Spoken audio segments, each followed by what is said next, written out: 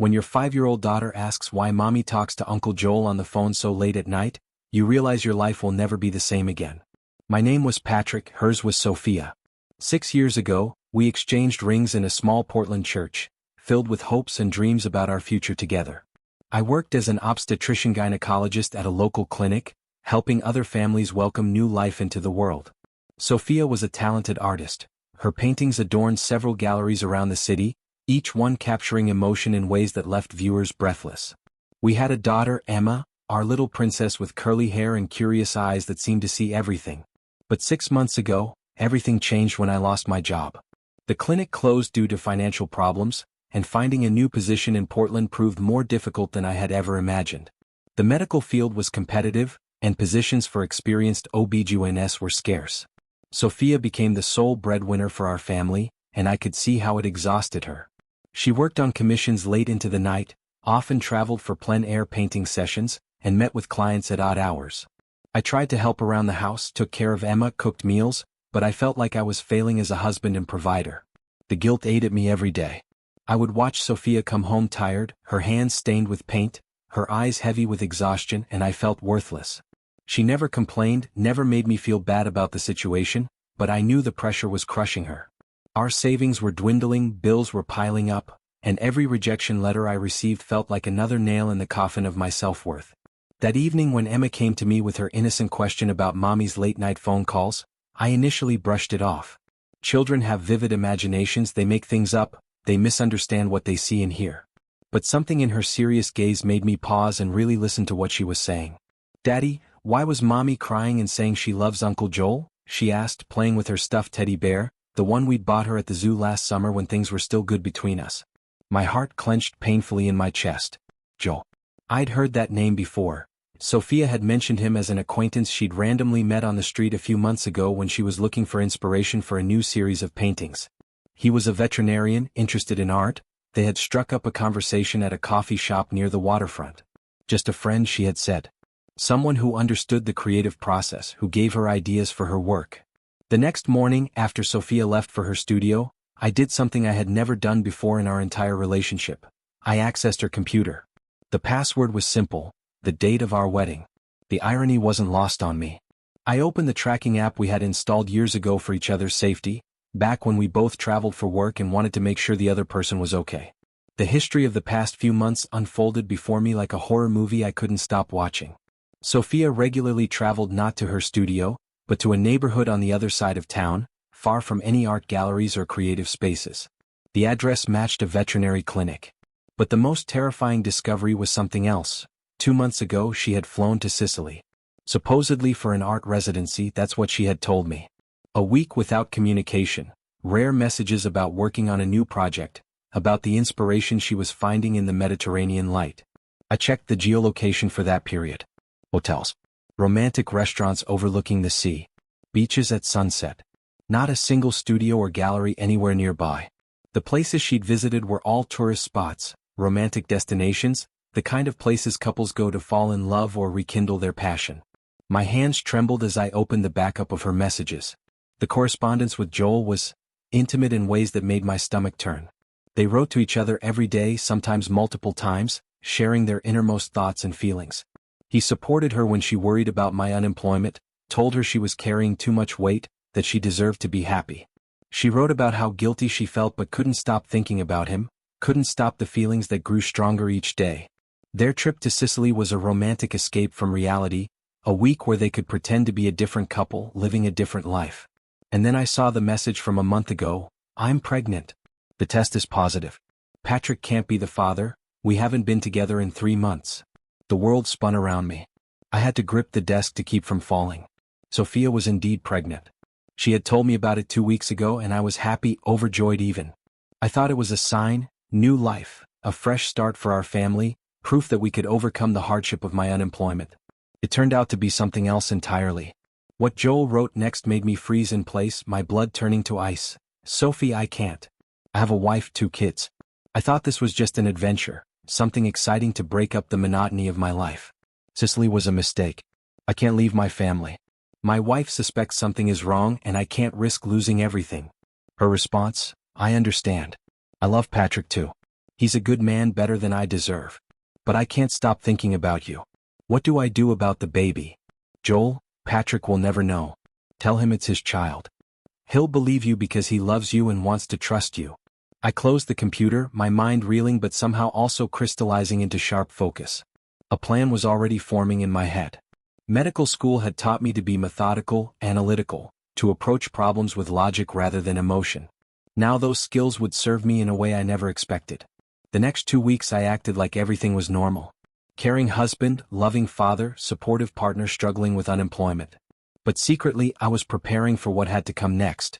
First, I opened a new bank account in my name only and began gradually transferring our savings there. Not everything, that would have been too suspicious, too obvious. But enough so that Emma and I could start a new life when the time came. Enough to secure our future without having to fight through a bitter divorce over every penny. I documented everything.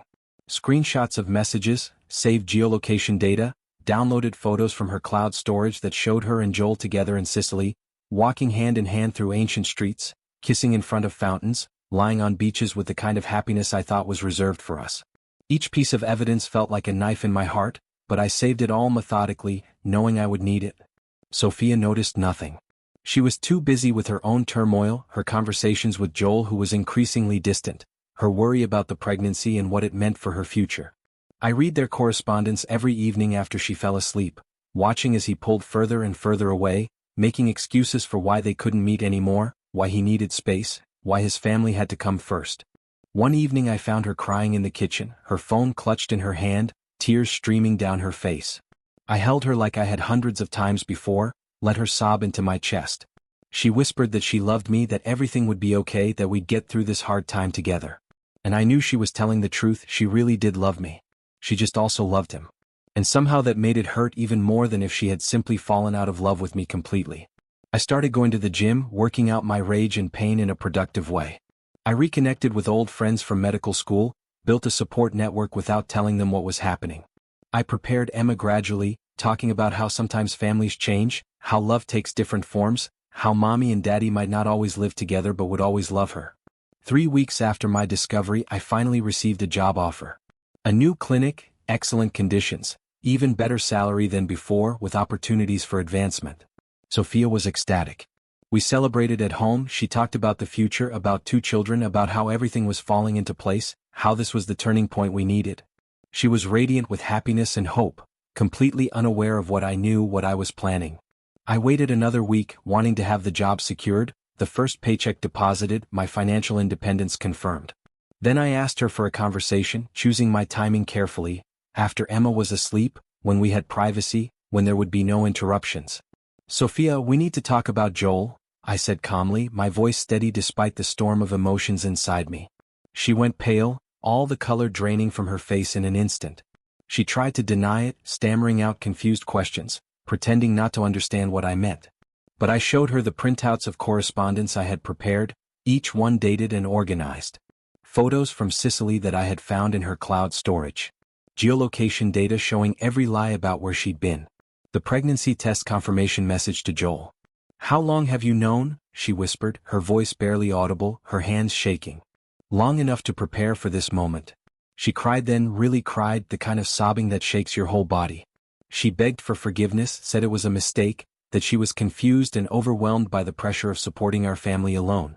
She said she loved me but also had feelings for him, that the pregnancy was terrifying because she knew everything would be revealed. She swore it was over with Joel, that he had ended things, that she wanted to work on our marriage. "Joel dumped you," I said flatly. It wasn't a question, just a statement of fact I'd pieced together from their messages. She nodded, crying even harder, her whole body shaking with the force of her sobs. "He went back to his wife. Said it was a mistake, that his family found out about the affair and he was fighting to save his marriage. I'm left with nothing, Patrick. I'm such a fool. I threw away everything for someone who didn't even want me in the end. I looked at the woman I had spent 6 years with, who had given birth to my daughter, who I had planned to grow old with, and felt emptiness. Not anger, not pain anymore, just a vast, echoing emptiness where my love for her used to be. I want a divorce," I said clearly, firmly. "Patrick, please, we can fix this, we can go to counseling, I'll do anything."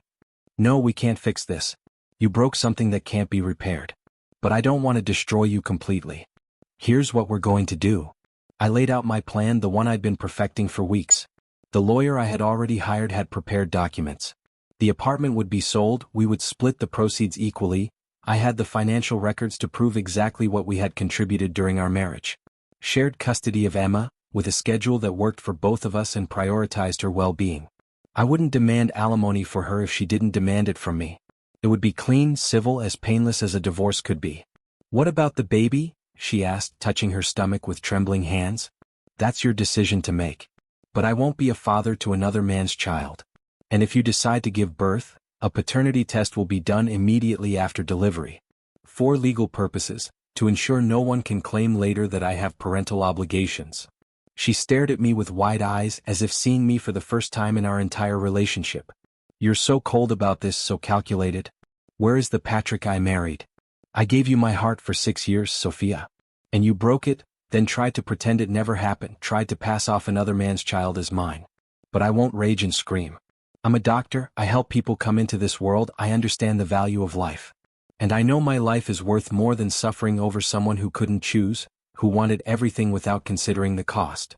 The following months were challenging in ways I hadn't anticipated. Sofia tried to fight for our marriage at first, showing up at my new apartment with flowers, with letters, with promises to change.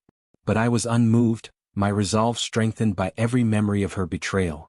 The divorce documents were signed within 2 months, both of us working with our lawyers to ensure everything was fair and legal. The apartment sold in 3 months, actually getting more than we expected in Portland's hot real estate market. Emma struggled with the changes, asking questions about why Daddy and Mommy didn't live together anymore, why Mommy's belly was getting bigger, whether she would still be loved. I tried to explain in age-appropriate ways that sometimes adults can't live together anymore, but both parents would always love her unconditionally. Sofia and I maintained civility during handoffs, never fighting in front of Emma, always putting her needs first despite our personal pain. I threw myself into my new job, finding purpose in helping other families while my own fell apart. My colleagues were supportive without being intrusive, and I built friendships that reminded me life existed beyond my failed marriage. I took Emma to parks, to museums, to all her favorite places, creating new memories that weren't tainted by betrayal. Sofia gave birth to a boy in the spring. The paternity test I insisted upon confirmed what we both knew: Joel was the father. She tried to contact him, sending him photos of the baby, messages about how he had a son, how he should at least meet him once. But Joel refused to acknowledge the child, blocked her number, sent a lawyer's letter stating he wanted no involvement and would fight any paternity claim. His wife had found out about the affair through mutual friends, and he was desperately trying to save his own marriage, attending counseling, doing everything to prove his commitment to his family. I saw Sofia occasionally when she dropped Emma off or picked her up for her custody time. She looked tired, older than her years, the kind of exhaustion that comes from carrying too much weight alone. Raising an infant by herself while trying to rebuild her art career was overwhelming. Her parents helped when they could, but they were disappointed in her choices, their relationship strained by her infidelity and its consequences. The irony wasn't lost on me. I had spent years bringing babies into the world, celebrating with families, witnessing the joy of new life. Now I watched from a distance as Sofia struggled with a child that represented the destruction of our family. Emma was curious about her half-brother, wanted to hold him, play with him. I encouraged their relationship, knowing it wasn't the baby's fault, that he deserved love and connection despite the circumstances of his conception. My dating life resumed slowly, cautiously. The first woman I went out with was a nurse from the clinic, someone who understood the demands of medical work. We had coffee, talked about our lives, our careers. She was kind, attractive, easy to talk to. But when she reached across the table to touch my hand, I felt panic rise in my chest. I wasn't ready. The betrayal was too fresh, the wounds too raw. I tried again a few months later with a teacher Emma's school had introduced me to at a parent event. We went to dinner, saw a movie, had pleasant conversations about books and travel. But every time she mentioned plans for the future, even casual ones like, "We should try that new restaurant next month," I felt trapped. The idea of trusting someone again, of building something that could be destroyed, terrified me. My therapist, yes, I started seeing a therapist, something I should have done months earlier, helped me understand that healing wasn't linear. Some days I felt strong, confident, ready to move forward.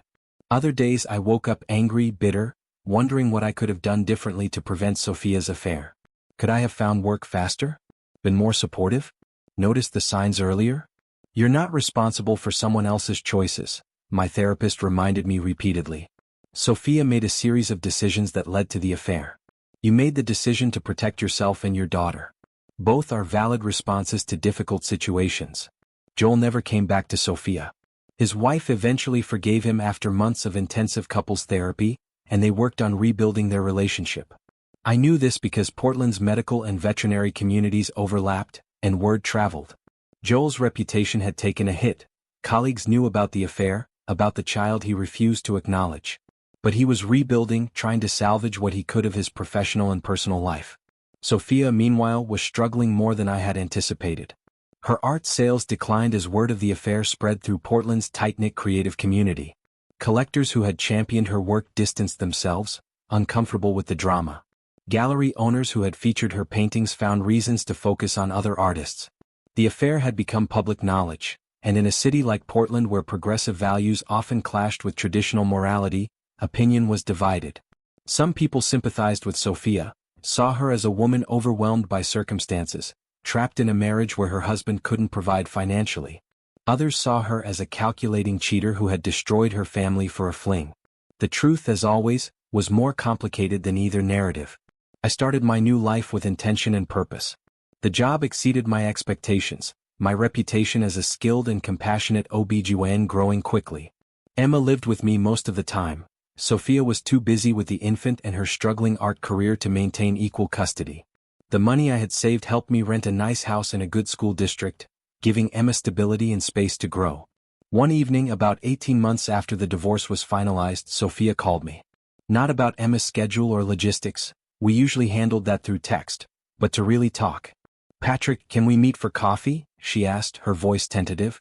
"There's something I need to say to you in person." I agreed, curious despite myself. We met at a neutral location, a cafe downtown neither of us frequented. She looked different, thinner, her hair shorter, dressed in practical clothes rather than the artistic, flowing outfits she used to favor. "I've been in therapy," she began, stirring her coffee without drinking it. "Working through why I did what I did, trying to understand myself better. And I realized I never really apologized to you. Not properly." I waited, saying nothing. "I was selfish," she continued. "When you lost your job, instead of supporting you, instead of us working through it together, I looked for escape. Joel was exciting, new, someone who saw me only as an artist, not as a provider or mother or wife. The affair wasn't about you not being enough. It was about me not being brave enough to face our problems honestly." "Why are you telling me this now?" I asked. "Because you deserve to know that what happened wasn't your fault. You were a good husband. You're a good father. I destroyed something valuable because I was weak, and I'll regret that for the rest of my life." We talked for 2 hours that day. She told me about Joel's complete abandonment, how he had lawyers threaten her if she pursued child support too aggressively. About her parents' disappointment, her struggle to provide for 2 children on an artist's income. About the loneliness of single parenthood and the weight of consequences. I listened, felt sympathy for her struggles, but no desire to rescue her. That chapter of my life was closed. I had loved her once, deeply, but that man had died the day I discovered her betrayal. The person sitting across from me was someone I knew well but no longer truly cared about beyond our co-parenting relationship. "I hope you find happiness," I told her honestly as we prepared to leave. "I hope you build a good life for yourself and for your son. But I also hope you understand why we can never be more than civil co-parents." She nodded, tears in her eyes but managing a small smile. "I understand. And I hope you find someone who deserves you, Patrick. Someone who sees your value and never takes it for granted." I began dating again after that conversation, feeling somehow lighter, freer. The anger I had carried, the bitter edge to every interaction, had softened into something more like acceptance. What happened had happened. I couldn't change the past, but I could choose how I moved forward. Emma asked me last week if I would ever find her a new mom. I smiled and told her that maybe someday, but right now we were a team and that was enough. She seemed satisfied with that answer, hugging me tight before running off to play with her friends. Life continues forward. Pain dulls with time. I saved myself the only way I knew how, with cold calculation and dignity. There were no scandals, no dramatic revenge plots. Just a clean, methodical untangling of a life that had been built on lies I didn't know existed. And Sofia? She got what she wanted, the freedom to choose, to follow her heart wherever it led. Only it turned out that when you try to have everything, you often lose what matters most. She lost a faithful husband, a stable family life, the respect of friends and family. She gained a child from a man who wanted nothing to do with her, financial struggles as a single mother, and the knowledge that her choices had destroyed something good. I rebuilt my life from the ashes of my marriage. Found strength I didn't know I possessed. Learned that love without trust is just an empty word, and that sometimes walking away is the bravest thing you can do. Emma is happy, thriving in school, surrounded by love even if our family looks different now. This is my revenge, though I never sought it. Living well, being a good father, finding peace after betrayal. Not the dramatic, explosive kind of revenge that movies portray, but the quiet, steady kind that comes from refusing to let someone else's choices destroy your future. 2 years after everything fell apart, I'm not the same person I was. I'm harder in some ways, more cautious about trust and vulnerability. But I'm also stronger, more self-aware, more certain of my own worth. The betrayal taught me that I could survive anything, that I had resources. Emotional, mental, practical, I hadn't known existed. Sofia and I will be connected forever through Emma and, to a lesser extent, through her son who is Emma's half-brother. But the connection is purely functional now, based on logistics and schedules rather than emotion or history. We've both moved on, separately, into futures that look nothing like what we planned on our wedding day. And maybe that's okay. Maybe sometimes the life we build from ruins is stronger, more authentic, more truly ours than the life we thought we wanted. Maybe betrayal, as devastating as it is, can be a catalyst for becoming who we're meant to be rather than who we thought we should be. I don't forgive Sofia. Forgiveness implies absolution, a wiping clean of the slate, and what she did changed the trajectory of multiple lives forever. But I don't hate her either. She's just a person who made terrible choices, who is living with those consequences, who is trying to build something from the wreckage she created. As for me, I wake up each morning in my house, make breakfast for Emma, prepare for work helping other families welcome new life into the world. I date occasionally, maintain friendships, pursue hobbies I'd neglected during my marriage. I'm building a life that's mine, that no one can take from me, that isn't dependent on someone else's choices or loyalty. And some nights, when Emma is asleep and the house is quiet, I think about the man I was 2 years ago. The one who believed in forever, who trusted completely, who thought love was enough to overcome any obstacle. I don't miss him exactly. But I remember him with a kind of fondness, the way you might remember a younger, more naive version of yourself. That man is gone. In his place is someone stronger, wiser, more careful. Someone who knows that happy endings aren't guaranteed, that people you love can hurt you, that survival sometimes means making hard choices with a clear head rather than a breaking heart. Thank you for watching the video to the end. Maybe YouTube will no longer offer you my channel, so subscribe to it by clicking subscribe on the right under the video to receive new interesting stories. Also on the right of the video there is a playlist with other interesting stories that you can listen to, and you can also write in the comments what stories you would like to see on the channel.